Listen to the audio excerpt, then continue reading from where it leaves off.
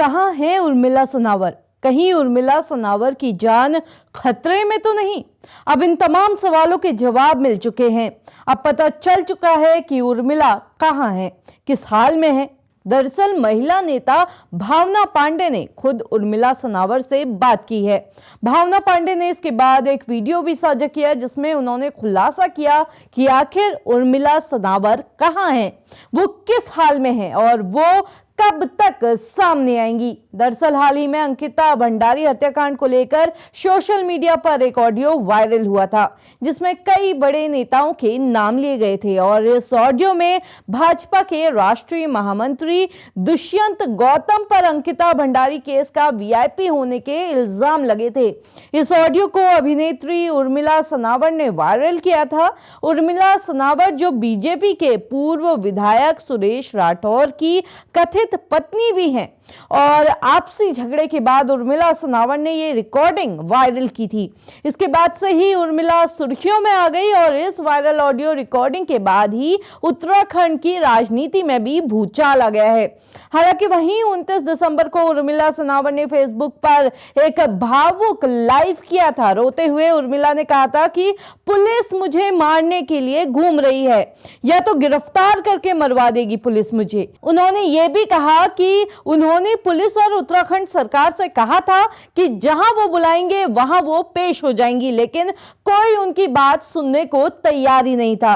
इस लाइव के बाद से ही उर्मिला का फोन बंद हो गया और वो सोशल मीडिया से भी गायब हो गई। कई पत्रकारों ने फेसबुक पर स्क्रीनशॉट डालकर बताया कि उर्मिला से संपर्क करने की कोशिश की गई लेकिन उनका फोन ऑफ आ रहा है। लोगों के मन में इसके बाद सवाल उठने लगे कि क्या वो ठीक है, क्या उर्मिला के साथ कोई अनहोनी तो नहीं हो गई है।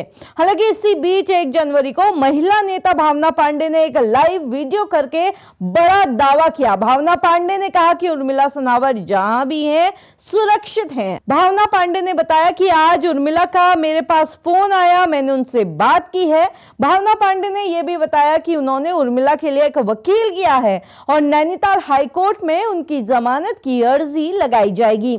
उनका कहना था कि पुलिस उर्मिला को ढूंढ रही है और इसलिए उर्मिला अपने रिश्तेदारों के यहाँ छिपी है ताकि कोई सबूत गायब न हो सके। भावना पांडे ने साफ कहा कि उर्मिला ने उत्तराखंड के लोगों को जगाया है, इसलिए मैं उसकी मदद कर रही हूं। हालांकि वहीं पूर्व विधायक सुरेश राठौर जो खुद कुछ वक्त से गायब हैं, उनका अब तक कोई अपडेट नहीं मिला है। उनकी पत्नी का कहना है कि वो बाहर गए हुए हैं लेकिन उनके ठिकाने का किसी को नहीं पता।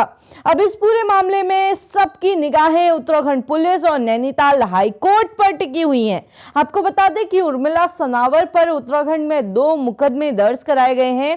पुलिस उनकी तलाश कर रही है। उर्मिला के सहारनपुर स्थित घर पर पुलिस ने 2 बार नोटिस भी चस्पा की लेकिन वो वहां पर नहीं मिली। फिलहाल सबको इंतजार ये है कि उर्मिला सनावर कब सबके सामने आती हैं और जो आरोप उन्होंने ऑडियो क्लिप के जरिए लगाए हैं उन्हें लेकर वो क्या सबूत दे पाती हैं और क्या इन सबूतों से अंकिता भंडारी केस में कोई नया मोड़ आएगा।